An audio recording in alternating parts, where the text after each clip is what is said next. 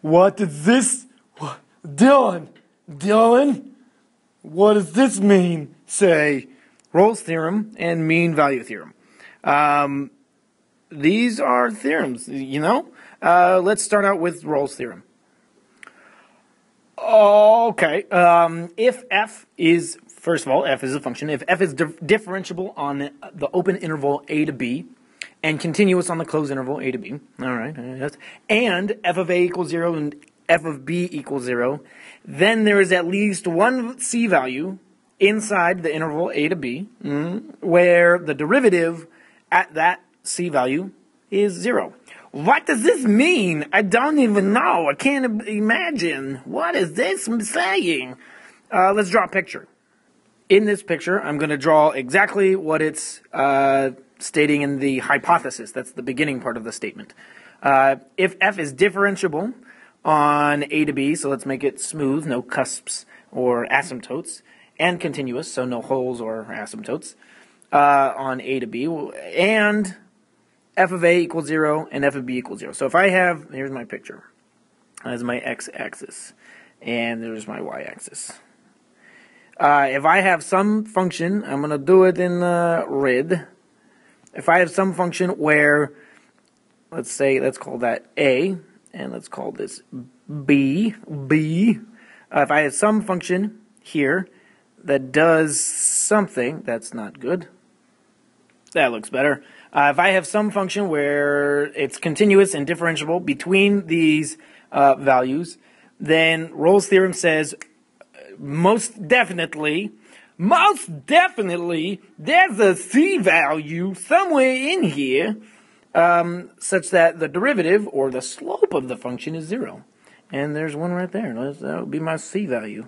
That will be my c value, right? Or even there's, it says at least one, so there could be another one right there. That's what this theorem is saying. If you have a continuous function that's differentiable on an interval a to b, and f of a is 0 and f of b is 0, meaning it touches the x-axis at those 2 points, then somewhere in between the derivative has to be 0. There's a couple of different cases. You don't have to write this down, but if you had, say, a and b, they have to be on the x-axis for this theorem to work. Say you had a straight line. Okay, well then for all x values in between, all of my c values in between would have the derivative being 0, because the slope would be 0. Say I had something that goes like that. Well, then there's one c value right there that has x being 0. I mean, the derivative being 0. What if I have something that crosses like that? Oh yeah, there's 1, 2, 3 4 c values that have the derivative being 0. So there's a bunch of different ways. Rolle's theorem guarantees that there is at least one c value that will make that happen. That's all that Rolle's theorem says. Dylan, you got it? What do you mean you're hungry? You just had a banana. Your hat is gone. Dylan, he's a pain in... Never mind. I do want you to write this down, though. If you had, like, A and B, and you had something like this, where there's a cusp in the middle, then, well, of course, you'd say, wait a minute, the derivative doesn't exist here, so it's not 0 there. This breaks the theorem. No, it doesn't. The theorem says if it's differentiable on a to b, and it's not differentiable at that spot. So even though the slope is not 0 here, and the slope is not 0 here, it's not differentiable at this x value, so this does not apply to Rolle's theorem. So that one's a bad one. Can't apply to Rolle's theorem. He doesn't like that one. Yeah, moving on. The mean value theorem.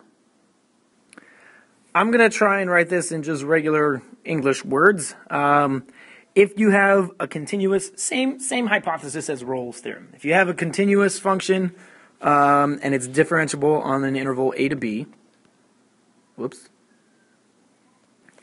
So if you have a continuous function on continuous function f on a to b, and that function is also differentiable on the open interval a to b, then let's see. So then there is some c value between a and b where f prime, the slope of the function, where the slope, maybe I'll just write that, where the slope of the function, where the slope of the function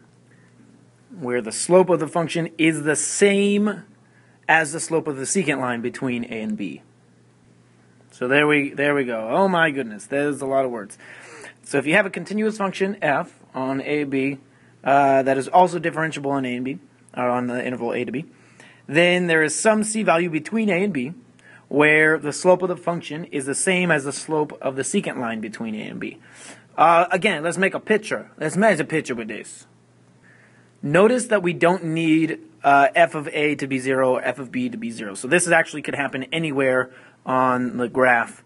So I'm just going to draw a continuous and differentiable function somewhere where this is a and some continuous function, and that'll be b. All right? Maybe no, that's fine. This theorem is saying, say you have this function, this continuous differentiable function, and you want to make a secant line. You want to make a secant line there. This theorem is saying, okay, there's at least one c value between a and b where the slope of the function is the same. Look, the slope, these are parallel. Those are parallel. That c value would work, whatever that would be, I don't know. There's another c value that would work here, right? And then another one here. I'm not talking about the value of the function. I'm talking about, like, if this were on an x and y plane, this c value would work. Looks like that is the same slope, so this c value would work. Or this one. Do you understand what I'm saying? This could be anywhere. But the secants would be the same. So now I'm going to write it with, like, math in there. I'll show you. Maybe I'll do it like this. Where this will be in red. No. Orange. This conclusion, I'm going to rewrite it using math. So that means there's some c value. So f prime of c, there's some c value where the slope, this is the slope, equals the slope of the secant line. Well, the slope of the secant line can be written using the f of b minus, it's just the slope formula, f of a all over a minus b, no, b minus a, right? b minus a, where f prime is the slope of the function at some c value, and f of b minus f of a is the secant of that line. That's what that last paragraph, that's what it means in math notation, I guess. And that's all she wrote. Dylan, get off of the play, get off of the swing.